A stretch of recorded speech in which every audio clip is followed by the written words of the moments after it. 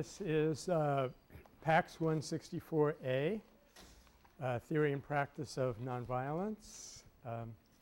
So if any of you were here for Chem 8 or something like that, this is your chance to slip out. Okay?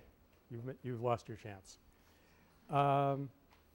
Years ago I was starting this course once and I could close the door please. And I said something which caused a couple of people to get very offended and stalk out.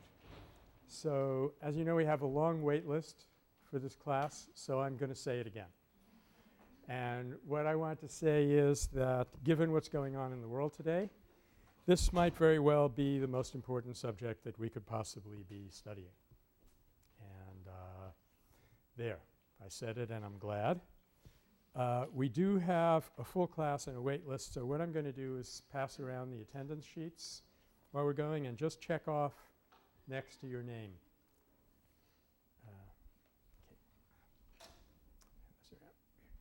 And I'll try to figure something out by the second week as to getting people in the class. As you probably are aware by now, the course is being webcast. And that should not impact your life terribly much. What it will mean is, well, if you didn't want your parents to know you were in Berkeley, it might be a bit of a problem.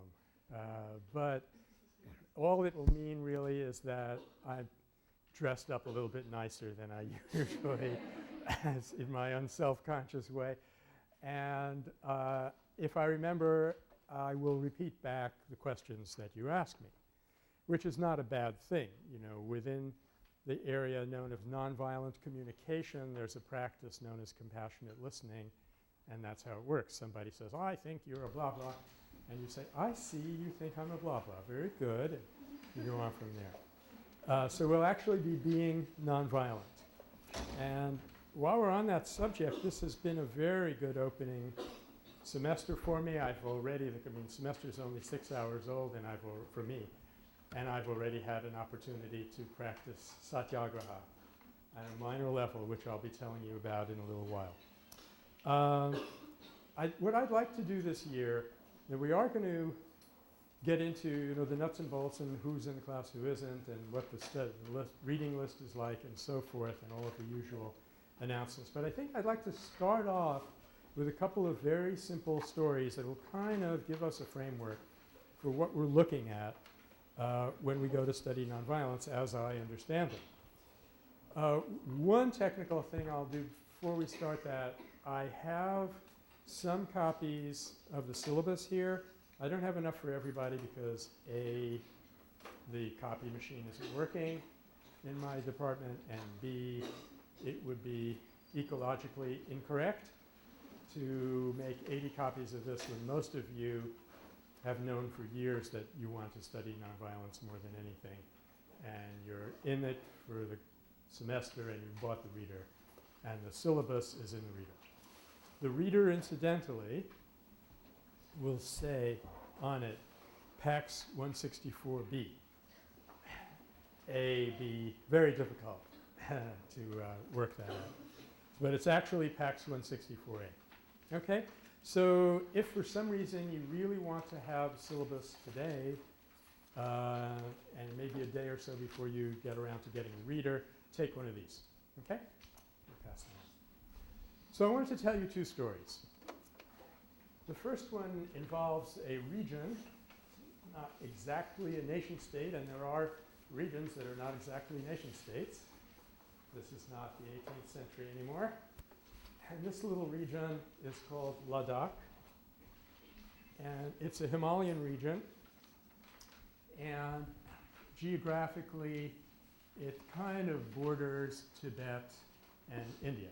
So parts of it are considered to be politically part of India, parts are considered to be politically part of Tibet. And it got a lot of attention recently, well, about 10 years ago, because there was a woman who went to Ladakh and discovered that they have some very, very interesting patterns of life. In a way, I mean, she didn't use the term because nobody uses the term nonviolence if they can help it. But in a way, they had a very nonviolent culture with some very interesting attributes which were startling for a Westerner.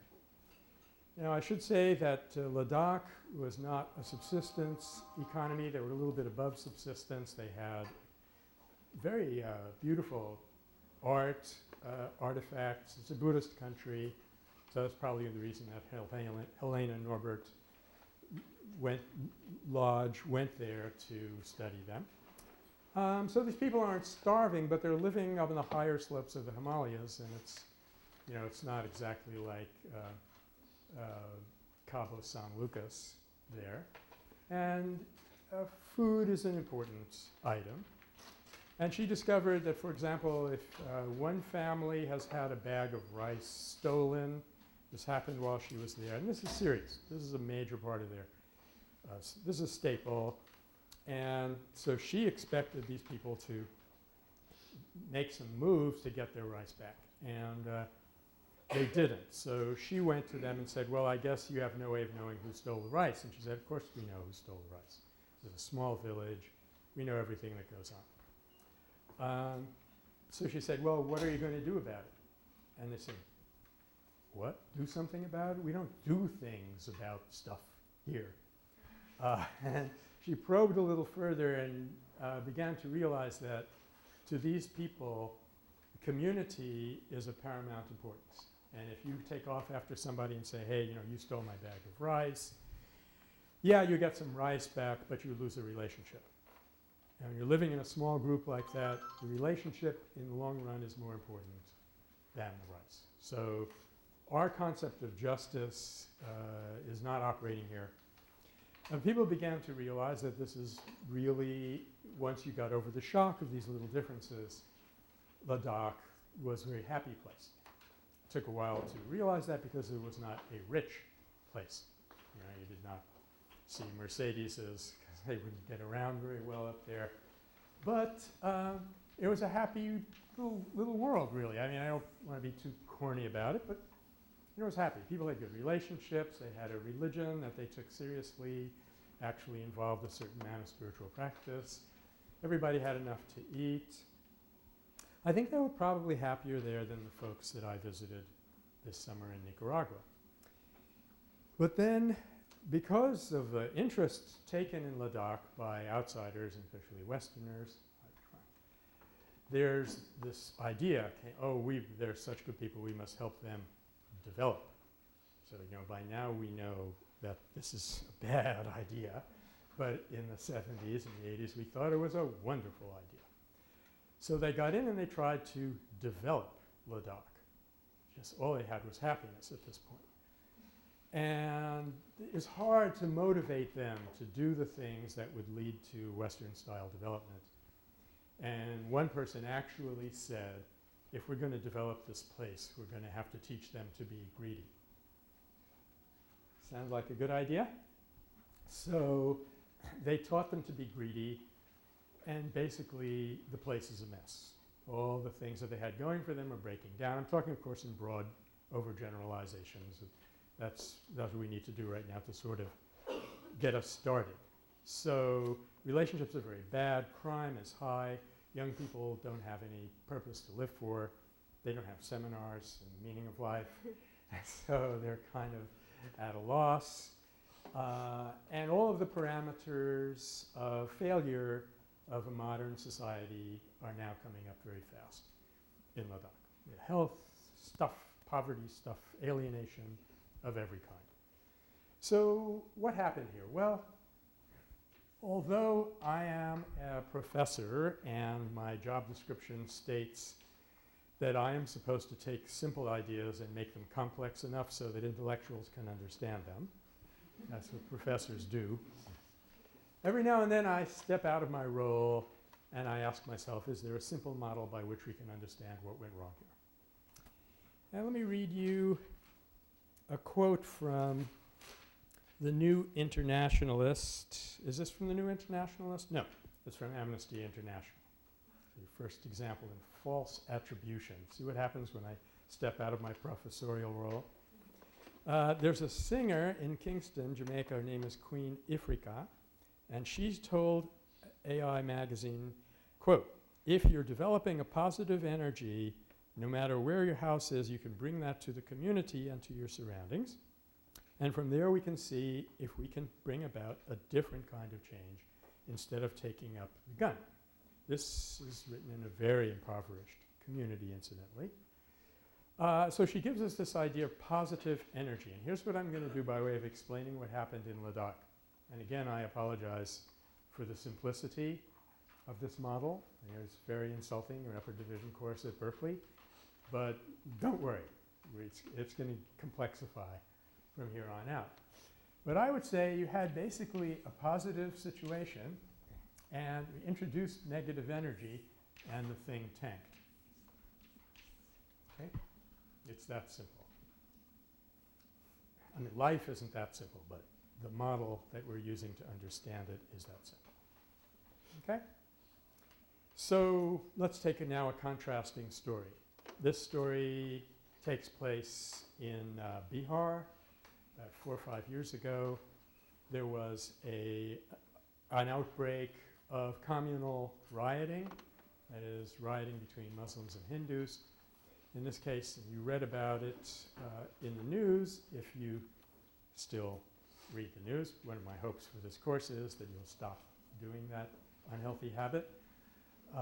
Anyway, if you read about it in the commercial mass media, you read that this was, neighbors who had seething with violence for a long time. They'd risen up against one another. It was terrible.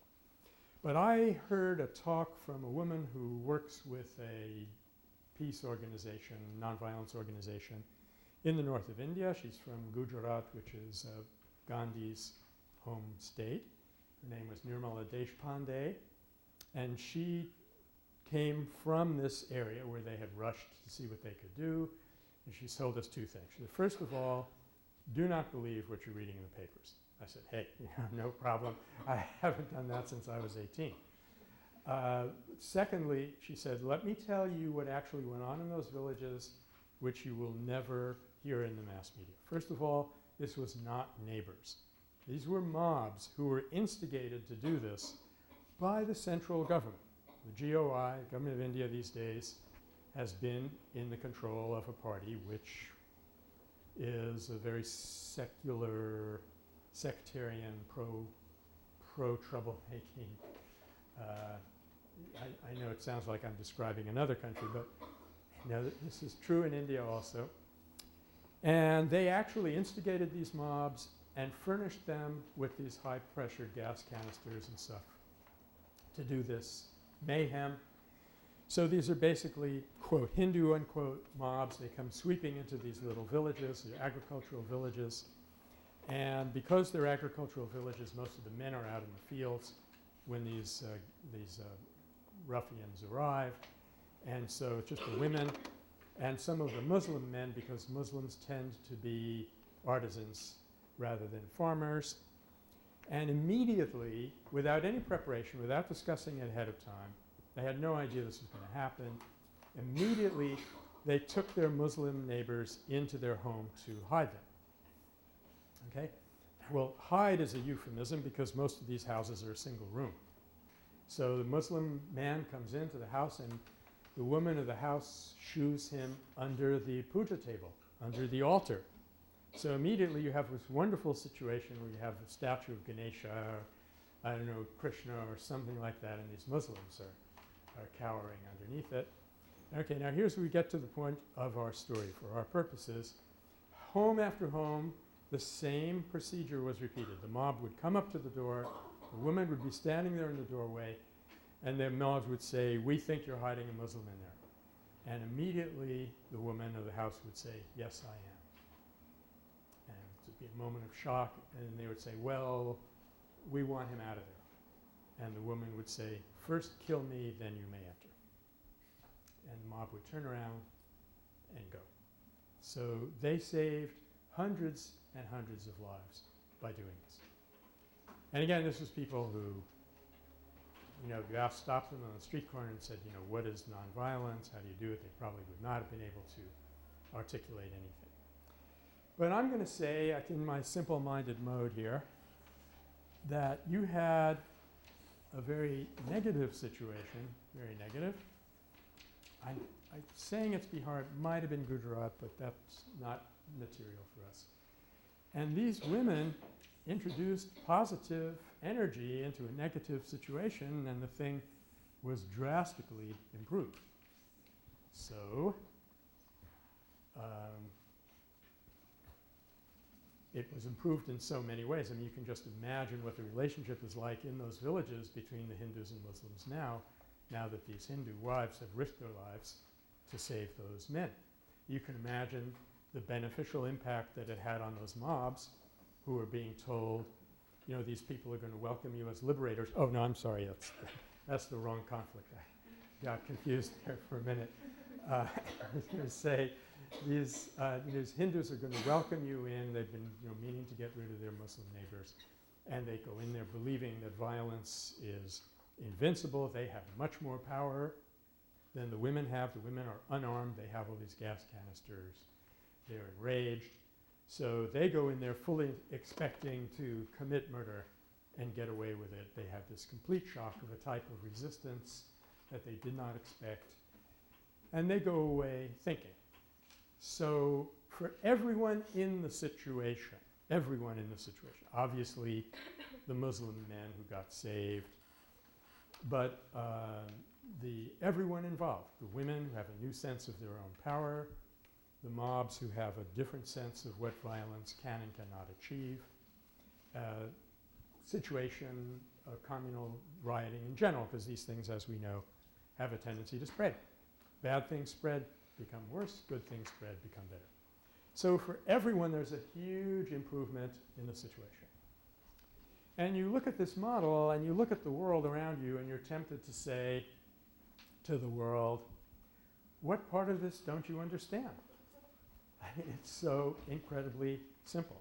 If you introduce positive energy into a situation, it gets better. If you introduce negative energy, it gets worse. It's that simple.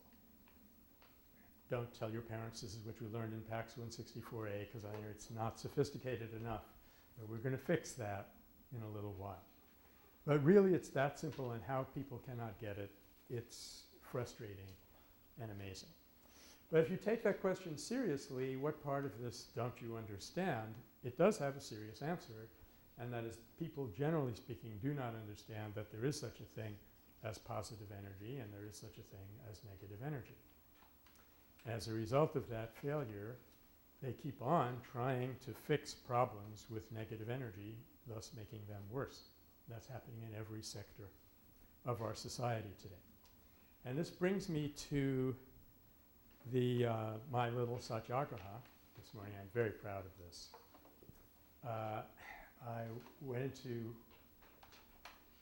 I was in the building where I work, and I was talking to one of the staff people who works there. She said, by the way, we've got a new arrangement here in order for you to get out the back door or to access the bathrooms before 8 o'clock in the morning.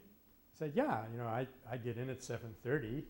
Sometimes I have a cup of tea before I leave the house. It's handy for me to get into the bathroom before 8 o'clock. She said, okay, well, these doors are now armed with this device, and you have to plug in a number to get either out to the back bathroom or the front bathroom. But she's being very unhappy when she's telling me this, and I'm not being very happy listening to her. And I know something else is going on.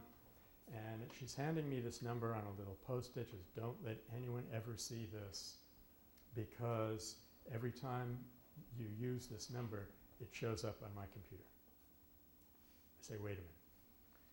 I go to the bathroom in the morning, and it shows up on your computer. She said, yes, this is a security issue. I said, thanks, but no thanks. And I handed back the little Post-it. So I'm going to be very uncomfortable sometimes when I show up for the meditation class in the morning. But you see, for me, the cost is greater than the benefit. And I speak as one who did have his backpack stolen out of his little cubby. And fortunately, I didn't have, you know, my laptop or my ego in it. Sometimes I leave my ego in there and taking that problem. So I know full well that, you know, there is a security problem in our building. And it's not that I have transcended fear or concerns of that kind. In fact, to tell you a little story on myself, because I'll be telling you many stories later in which I play a rather heroic role. So I had to balance that. I'll tell you this story. I went in one morning, as usual, 7:30, looking around for the door to the bathroom, and I pulled out my mail, and there was a notice saying that from now on there's a new security arrangement. I said, oh God, now what? They said, don't trust anybody. Anyone is to be regarded as suspicious if they are, for example, a student or things like this. I'm slightly exaggerating. And if there's an object that you don't recognize, report it immediately to Homeland Security, things like that. I said, the hell with this. I'm not going to do that. This is not how I live. And I crumpled up the piece of paper and threw it away. And then I went to my cubby and I walked in, and there was a black satchel in the middle of the floor. And immediately, before I knew what I was doing, I said, call the police! Homeland Security 911, get the bomb squad in here. Of course, it was a laptop that the tech people had left in there while they were fixing my computer that's in there. So what am I saying? I'm not saying that I'm an unusual person with regard to courage or anything else. But for me, I always hear ringing in my ears what the Buddha said, that there is no fire-like desire, there is no rage-like anger, there is no relationship better than trust.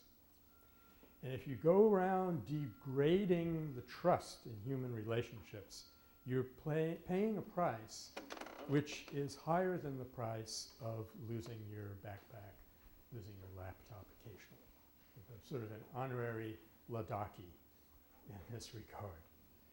So the point I'm making is that because we never think in these terms, is this positive or negative in its impact on human relationships, we solve every problem but with negative energy, and that puts the word solve in quotes, and it never gets any better. In fact, it gets consistently worse. So we're going to fix all of that in this semester, which is why I told you this could be an important course. And basically, if you wanted to define what we're studying the nature of positive energy, how to develop it, and how to implement it in the social field. Okay? You might almost take that as my definition of nonviolence for right now. Okay? I'm famous for my definitions of nonviolence. They have about a 14-day half-life. I'll be bringing in some other ones. But for now, this is what we'll be looking at. How did those women do what they did? How did it affect them? How did it work in the situation? And finally, how could we capture that energy and make institutions out of it so that our whole world works on positive energy instead of working on that 10% positive energy and 90% negative energy. Okay? So that's the agenda.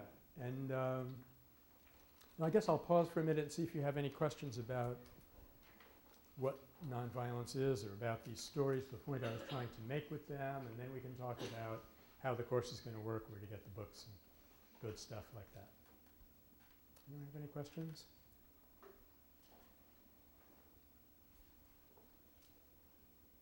Okay. That's either a very good or a very bad sign. We'll find out in a little while. So you are going to get the reader from Copy Central, and that will have the syllabus, which some of you have hard copies of already.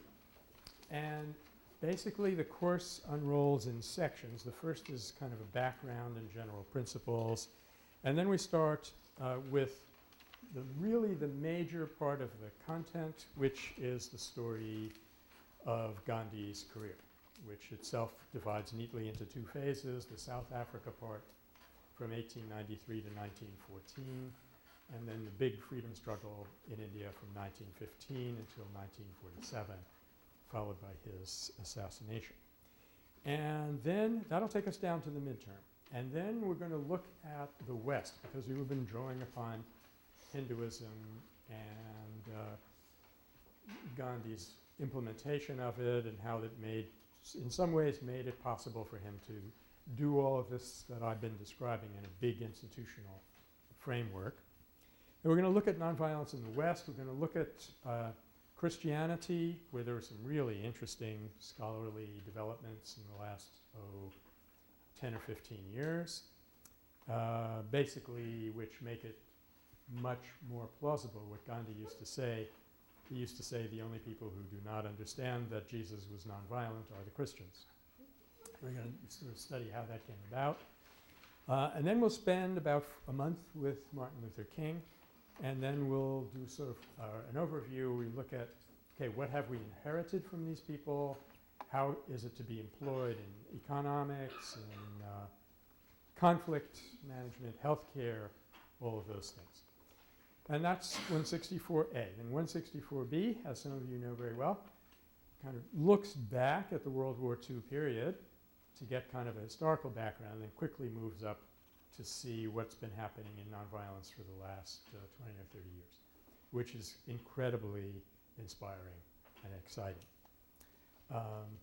In fact, I'll skip ahead a little bit now and mention that I'd like you people to be aware, not involved, but aware, so I don't want you in prison during the course of the semester, that on September 21st, which is International Peace Day, there's a rather large civil disobedience that's been organized, primarily in the US, but with worldwide support along very good Gandhian lines. We're going to, said that. We're going to tell the government sometime early in September that we want to see a plan for a complete exit from Iraq by September 21st. Not just a military pullout, but give the country back all of its assets. Otherwise, you'll have to face massive Satyagraha from us. So that's the plan. So watch that. It'll be a very interesting laboratory for us. Yeah, question. What kind of civil disobedience? That's being worked out right now. I think the first audience to whom we were going to, they are going to offer Satyagraha is lawmakers, Congress people. But they're also working a lot with ex-military people, veterans against the war, stuff like that.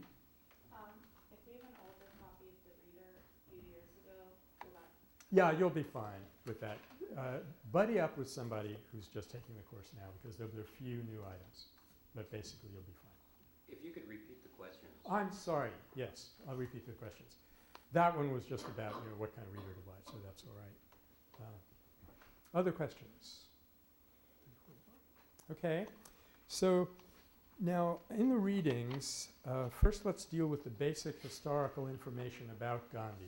You're going to have a wonderful book called Gandhi the Man, which has quotes and photos, and it is very much a kind of inspirational piece that gives you, I think, the deepest sense of who Gandhi was spiritually, without which you can't understand anything else in his career and his impact. But it doesn't step you through the history in a historical way. And I think it's necessary for us to do that. So over the years, I discovered there's an excellent biography of Gandhi by an Indian scholar named B.R. Nanda, Balaram K. Nanda, and it existed in an abridged edition. It was perfect for this course. So here you have the best biography of the most important figure in modern times. What do you think happened? You guessed it. It went out of print. So I can't get the abridged edition, so for a couple of years I was using the full edition, which costs a little more, but it's good to have it. And I gave people the chapters that they would have to read. Then that went out of print, which I discovered a couple of weeks ago. So we have two options. We can fall back on a rather good biography by Louis Fisher, which I've ordered and which you have in the bookstore, and which you can just read along the necessary chapters for the necessary parts of the history that we're doing. Early South Africa, climax of South Africa, return to India, and so forth. But I actually think that the Nanda book is better. Nanda was actually an Indian after all, and he was involved in the freedom struggle. And so he had a better sense of how certain things were working.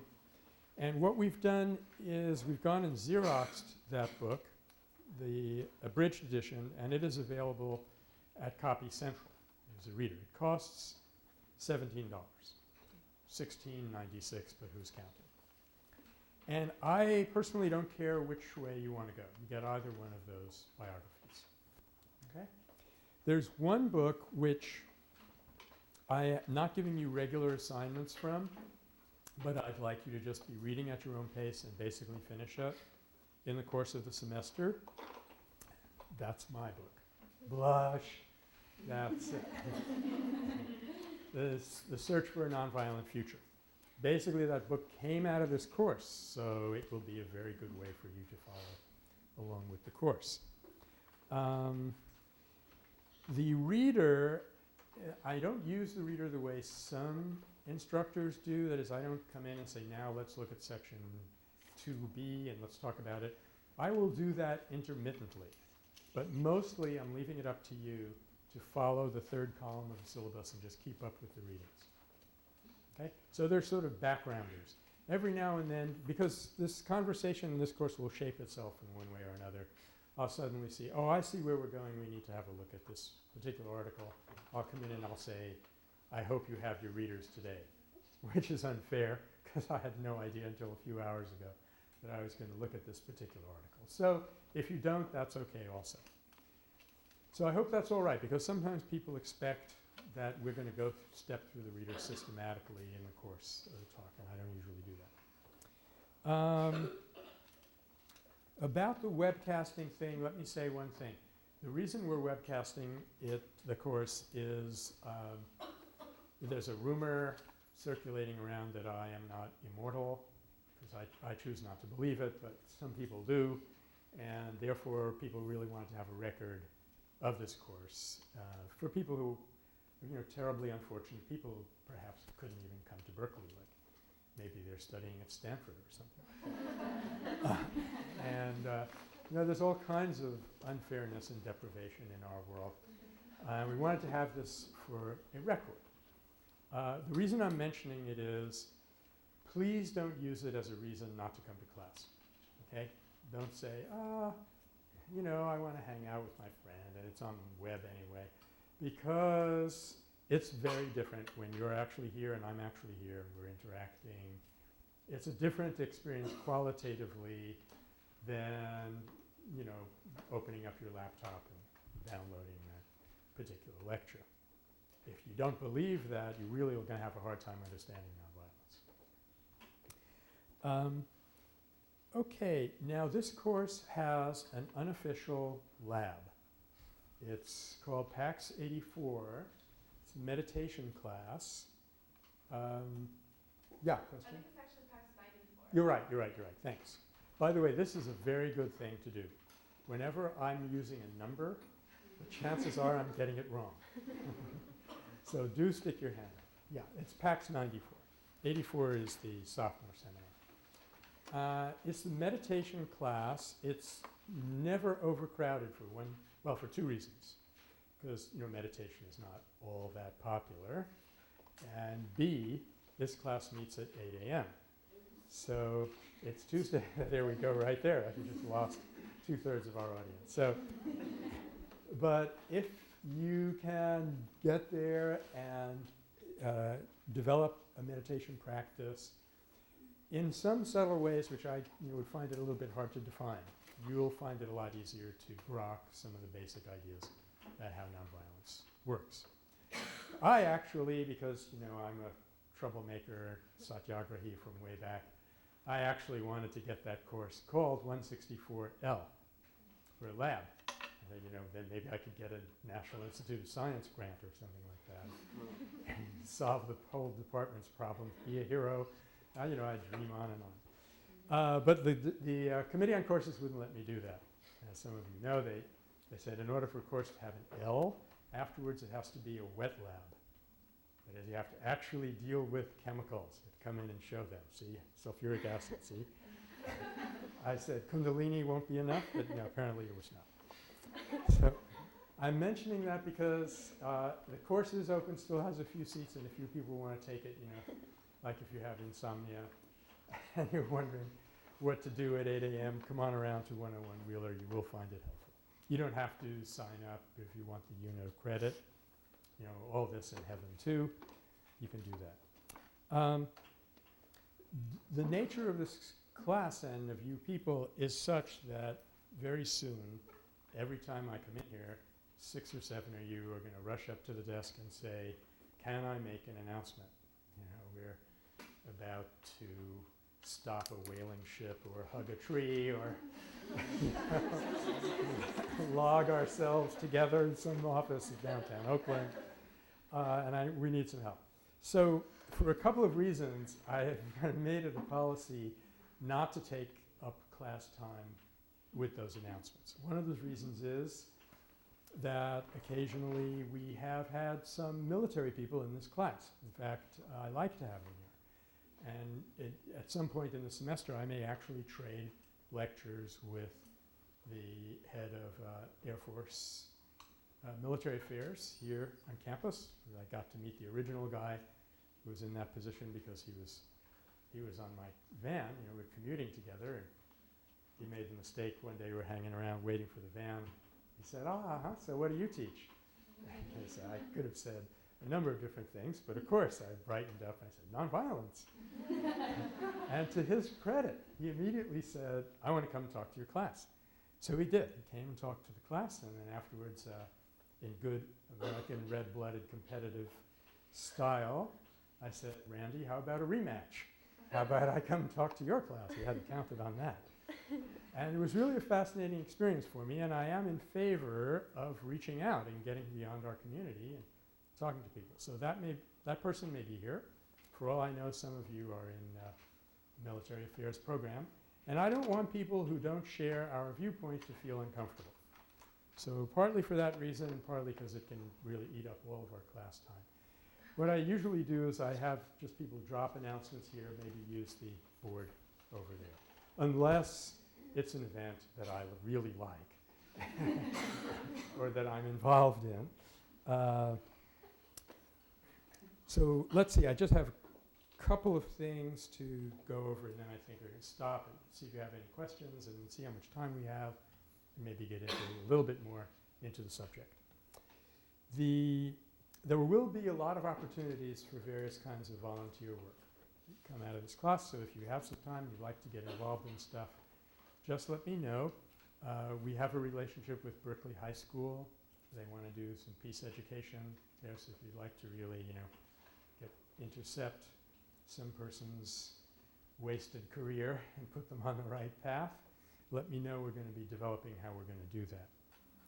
Okay, and then I think the only other thing I have to tell you is that, well, let me ask you, what's going to happen on 9/11? Why is 9/11 an important day? This is partly a trick question. It's the 100th anniversary of Satyagraha. That's right. Very good. How did I know you would know that? Yeah. On September, it will be the 100th anniversary of the birth of Satyagraha, properly speaking, nonviolent resistance, which happened at a big meeting in Johannesburg, South Africa in 1906 on September 11th, Empire Theater. Yeah. Right. The words down. Oh, you know, we're going to be into these words up to here, but that's okay. In fact, it's a good idea because who knows who will come in here after this class. And we'll put it in newspaper headline style. Satyagraha born.